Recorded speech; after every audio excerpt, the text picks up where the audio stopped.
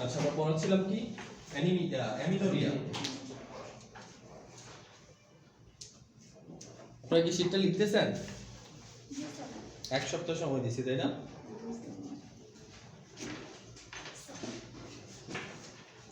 গত ক্লাসে আমরা 5টা কি বলছিলাম, প্রিরিকুইজিট কন্ডিশন বলছিলাম, তাই না?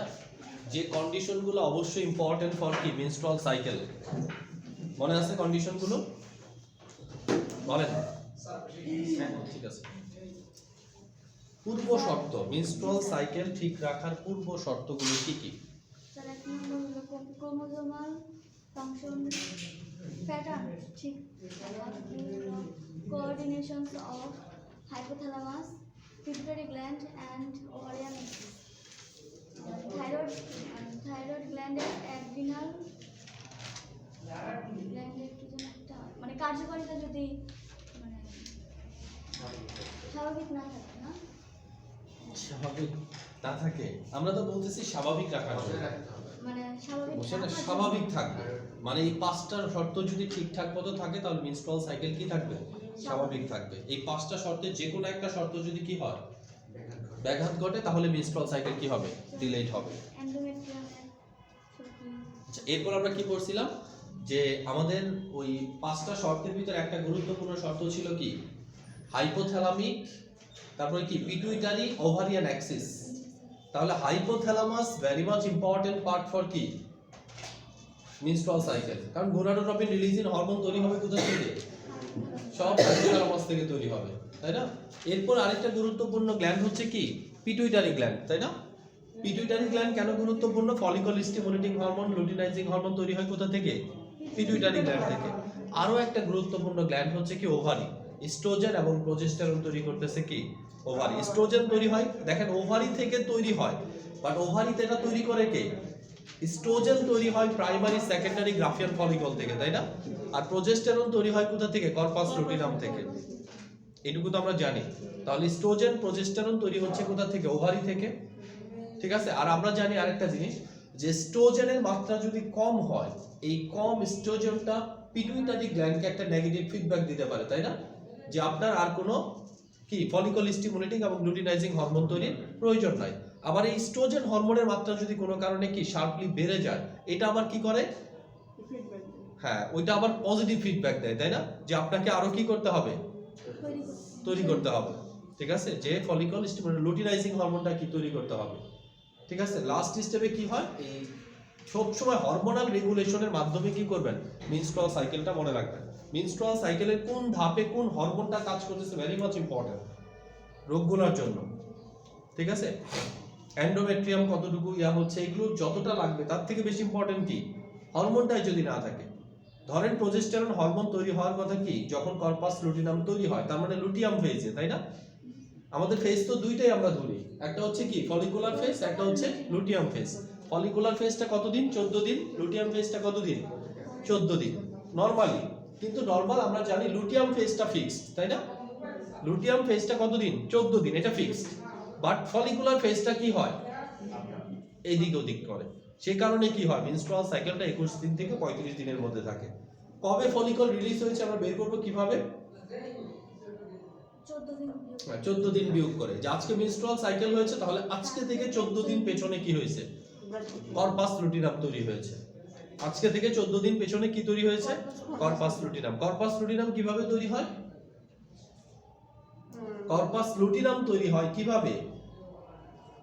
গ্রাফিয়ান ফলিকল থেকে যখন অতিরিক্ত এস্ট্রোজেন হরমোন রিলিজ হয়, সে যে কি করে পিটুইটারি গ্ল্যান্ডকে বলে যে আমার ফলিকল রেডি। পিটুইটারি গ্ল্যান্ড কি করে? ফলিকলটাকে অর্থাৎ ওইখান থেকে কি ওভামটাকে বের করে আনার জন্য কি করে? লুটিনাইজিং হরমোন প্রচুর পরিমাণ রিলিজ করে। লুটিনাইজিং হরমোন এসে কি করে? গ্রাফিয়ান ফলিকল থেকে ওভামটাকে কি করে? আলাদা করে দেয়। ওভামটা চলে আসলো কোথায়? ওভামটা চলে আসলো অ্যাম্ব্রেলা হয়ে ফিব্রেলা হয়ে কোথায়? টিউবে চলে আসলো, তাই না? অ্যাম্পুলে চলে আসলো, তাই না? এখন আর বাকিটা কি হিসাবে থাকলো? বাকিটা পরিণত হয়ে যাবে কর্পাস লুটিনামে, ঠিক আছে? ওই কর্পাস লুটিনাম থেকে প্রোজেস্টেরনটা সিক্রেশন শুরু হবে, ইস্ট্রোজেনের সিক্রেশন কমে যাবে।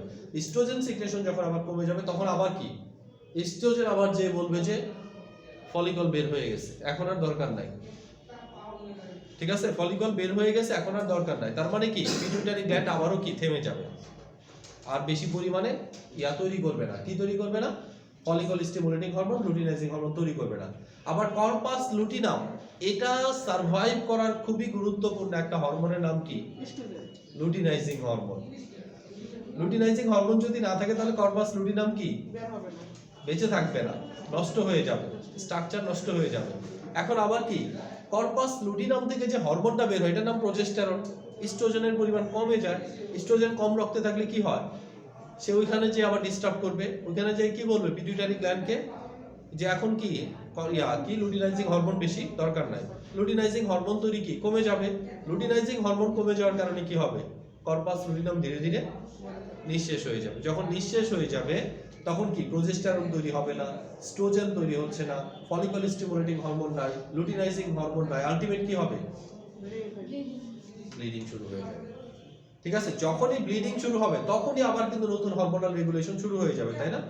যখনই ব্লিডিং শুরু হবে, তাহলে ব্লিডিং হয়ে যাওয়ার পদ্ধতি তৈরি করতে হবে, রিঅ্যারেঞ্জ করতে হবে জিনিসটাকে, আবার নতুন কি করে তৈরি করতে হবে। তখন থেকে কি হাইপোথ্যালামাস কাজ করা শুরু করে দিবে গোনাডোট্রপিন রিলিজিং হরমোন তৈরির মাধ্যমে।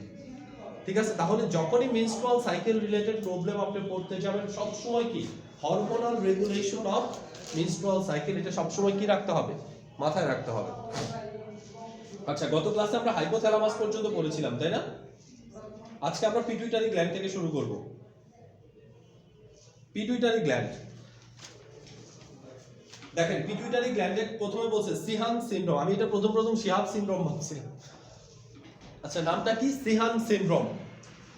সিহান সিনড্রোমটা কি বলছে? Sheehan syndrome is a clinical condition যেখানে সন্তান জন্মদানের সময় কি হয়, দেখেন প্রবলেমটা, সন্তান জন্মদানের সময় যদি কোনো মায়ের অতিরিক্ত ব্লাড লস হয় তাহলে ব্লাডের অভাবে কি হবে? যখন পর্যাপ্ত ব্লাড রক্তে থাকবে না তখন পর্যাপ্ত ব্লাড পিটুইটারি গ্ল্যান্ড কি হবে? পাবে না। ঠিক আছে, এবং extremely loss of blood pressure, blood প্রেশারও কি হবে? যখন অনেক বেশি ব্লাড লস হবে ব্লাড ভলিউম কমে যাবে না?